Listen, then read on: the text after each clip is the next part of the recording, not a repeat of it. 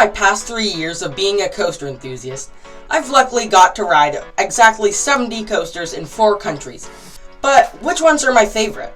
I'll be counting those down in this list. Please keep in mind that this is my opinion, and I'd like you to respect that.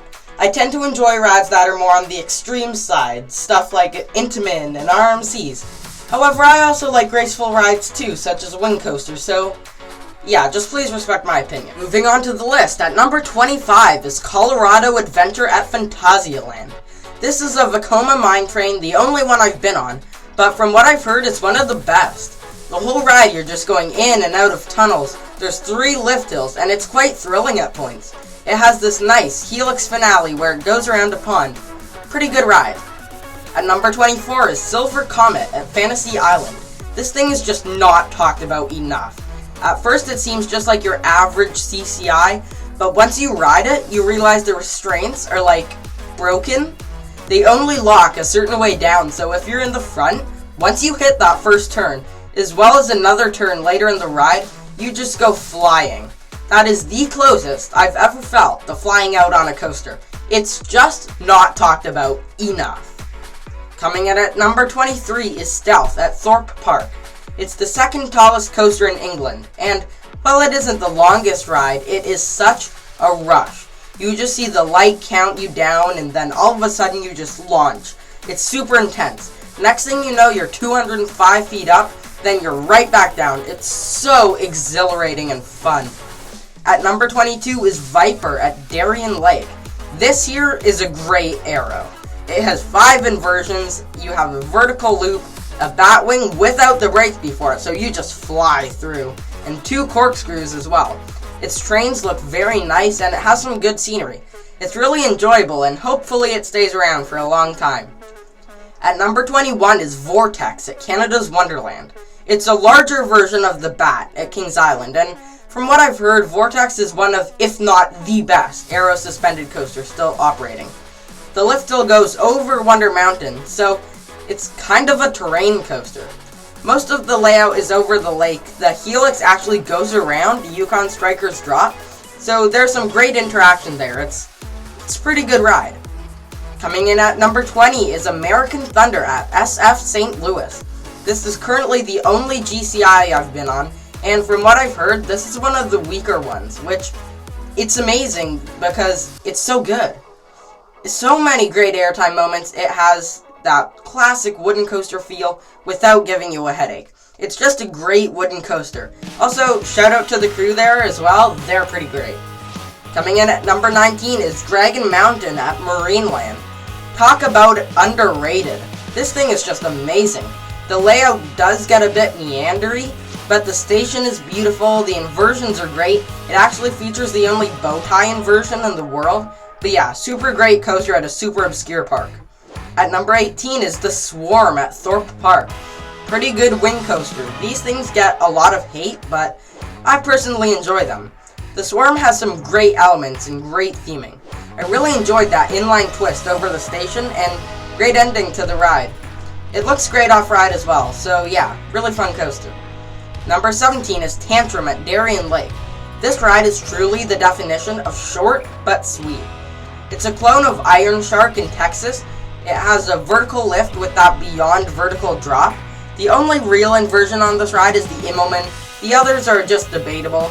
Overall, this ride is awesome. Number 16 is the Joker Free Fly Coaster at SF Great America. This is your average SNS 40 free spin. They have a bit of a reputation in the community, but I honestly enjoyed it. From the moment you come off the lift, everything is just pure insanity. It is all just a blur. You're flipping and turning every which direction. It's awesome. Great ride. Coming in at number 15 is Behemoth at my home park, Canada's Wonderland. This is a hypercoaster from B&M. It's just massive. So much airtime. The turnaround is quite forceful as well. The helixes or helices at the end are great. The airtime is floater. You won't really find any ejector on this ride, other than that last hill, which is flowjector. This is currently the only B&M hyper I've been on, and yeah, it's pretty great. Number 14 is another wing coaster, xplay at Six Flags Great America. This ride is pretty similar to the Swarm, but I like this one more. The inversions are great, the head choppers are great, especially the last one with that tower. That happens to be the only time in a coaster I've actually put my arms down because of a head chopper. It's that great. At number 13 is Powder Keg at Silver Dollar City. Again, talk about underrated. This thing actually used to be a water coaster, but then S&S came along and completely changed it up into this thrilling air launch coaster. It's really forceful on that launch, and it's a long ride. The hillside setting is absolutely amazing. You are just whipping through the Ozark trees. The ending helix is really forceful as well. This thing just isn't talked about enough. Number 12 and 11 are Batman the Ride at SF St. Louis and SF Great America. I do prefer the Great America one, which was actually the first B&M invert ever. They both have the exact same layout, they have an awesome array of elements, they're so intense, it just feels like they're trying to rip your legs right off. The flat spins are great, I seriously just can't find anything bad about these rides. Coming in at number 10 is Wildfire at Silver Dollar City. This is a B&M sit-down coaster, the only one I've been on. From what I've heard, this one isn't as intense as the others, but man, this ride is great. You just get some good airtime on the drop, all the elements are so smooth, there's no rattle and absolutely zero headbanging. It too just zooms along the Ozark hillside. It's just an absolutely beautiful setting. Number 9 is Mr. Freeze Reverse Blast at SF St. Louis. This thing is often called the premier ride's best work, and I can absolutely see why. This whole ride is just intensity. Right from that moment you launch, that inverted top hat is great. If you're sitting in the front, in that huge vertical spike is great in the back. Overall, this thing is just mental. 8 is Ride of Steel at Darien Lake. Great intimate hyper right here. It's often criticized for its layout, but once you ride it, you see why everything's the way it is. Definitely a front row ride. That drop over the lake is absolutely stunning. The straight track is actually really great because you're just so close to the water, it feels like you're just gliding. The ending is furious. It tries to eject you with nothing but a T-bar. This thing is great. Number 7 is the first RMC coaster on this list, and that's Goliath. That's SF Great America. This ride proves that even RMC's lower tier creations are some of the best rides ever. Despite having only 6 elements, each of them are absolutely amazing. The dive loop is a unique and interesting element, and that zero G-stall is just one of the most legendary coaster elements ever built. I just can't wait to ride this thing again. Coming in at number 6 is Black Mamba at Fantasyland. This B&M invert was the first major coaster for Fantasyland. It's located in the Deep in Africa area, and there's no doubt in my mind that this is the most themed invert ever. All the elements are great, and the second half is just so forceful. It actually features the tightest helix on any B&M coaster ever. Black Mamba is just so intense, I love it. Number 6 is a coaster at my home park, that's Leviathan. Tallest and fastest coaster in Canada, it was B&M's first coaster over 300 feet, making it a giga coaster. This thing is just so massive and intimidating. It's so much taller than every other coaster at Canada's Wonderland. It has some amazing airtime along with some great turns. That overbank over the front entrance is just legendary. Such a great ride. Number 4 is the first spinning coaster on this list, and that is Time Traveler at Silver Dollar City. After every ride I got on this coaster, only 2, I was just awestruck. The feeling of spinning while going through these huge elements is just like nothing else on Earth.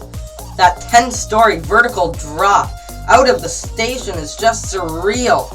The 95-foot tall loop, different on every ride along with everything else. You just gotta make your way down to Silver Dollar City to try this thing. Number 3 is Yukon Striker at my home park, Canada's Wonderland. And before you go and rant in the comments about dive coasters being boring, let me explain myself. Yukon Striker is ranked this high, not just for the ride, but for what it has done. I know so many people because of this ride, and I have been able to do some amazing things because of it. So Yukon Striker is sort of more than a ride to me. But the ride itself is great as well. The redesigned vest restraints work well. The whip off the drop in the back row is great. The ride is graceful yet intense, especially that vertical loop. Talk about intense. The tunnel is great, and so is the Helix finale.